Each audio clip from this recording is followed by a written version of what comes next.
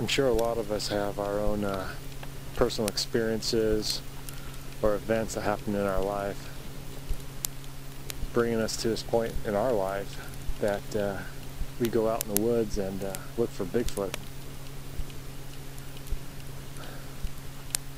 Well, my story starts with my dad.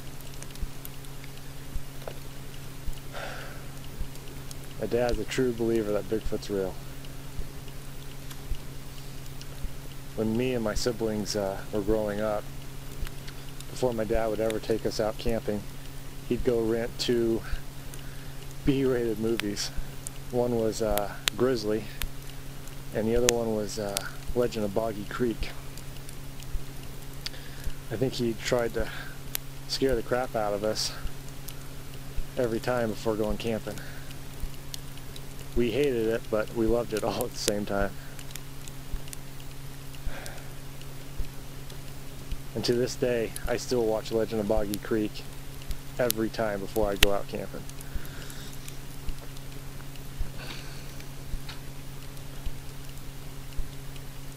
After we would get camp set up and be sitting by the fire, we'd ask my dad to start telling us stories. And he would tell us a story of his own personal Bigfoot experience back in Humboldt County, Northern California, when he was growing up as a teenager. And it was back in the 50s. Him and his friends decided to hike up a mountain to a remote mountain lake to do some trout fishing. And it would take them at least a day and a half to get to this lake. So as they were hiking, they could hear something, you know, kind of following them, like kind of paralleling them from a distance, but they didn't really think much of it. So the first night they set up a camp near an old tree fall, and after they had dinner and were settling into their sleeping bags, my dad laid back and set his 30-30 down beside him, laid back in his sleeping bag, and was looking up at the sky, looking at all the stars in the night sky, and eventually just fell asleep. He woke up in the middle of the night and thought he heard something. And as he was just, you know, scanning around, he looked up towards the sky where the stars were, and he couldn't see the stars because there was something standing or squatting down on top of this down tree, and all he could see was the silhouette of it. And he said it slowly just kind of swayed back and forth. He watched it for a minute and then slowly picked up his rifle and fired off a shot above its head. He said whatever it was stood up and jumped off that tree and took off through the woods. And he said when the thing leaped off the tree actually shifted its weight. So he figured whatever it was had to weigh several hundred pounds for it to move a down tree like that. And he said that it let out a scream that was so loud it just sent chills right through him.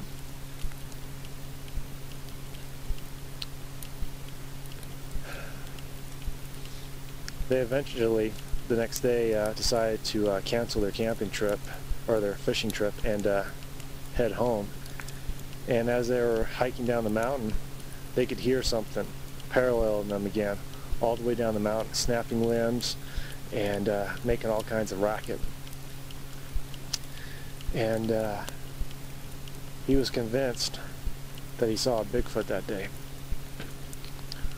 Well, several years later, we were living in Portland, and I was up on the computer late one night, and this is back when we had dial-up, so if you remember that, it took forever to download anything. Well, I was trying to research some Bigfoot stuff, and found a site that had some Bigfoot screams on it, so I started downloading, and eventually I forgot about it because it was like an hour later. And when it that download was done processing, it cranked out through those little tiny computer speakers so loud that it scared the crap out of me. Well, as I was, trying to turn the volume off and stop this thing from playing, I hear a loud thump in the back of the house, and my dad comes running down the hallway, and he just looked, white as a sheet. And he asked me what that was. And I was like, Dad, I'm sorry. I didn't mean to blast it like that. He's like, what was that? And I was like, well, it was supposedly a Bigfoot scream from Northern California back in the 70s. And he said, that is exactly what I heard when he was a teenager up in that mountain.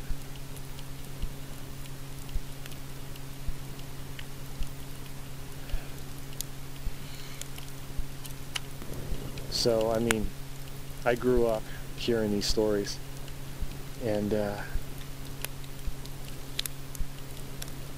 it's always been a passion of mine about Bigfoot, but I've never really took the time to actually go out and looking. And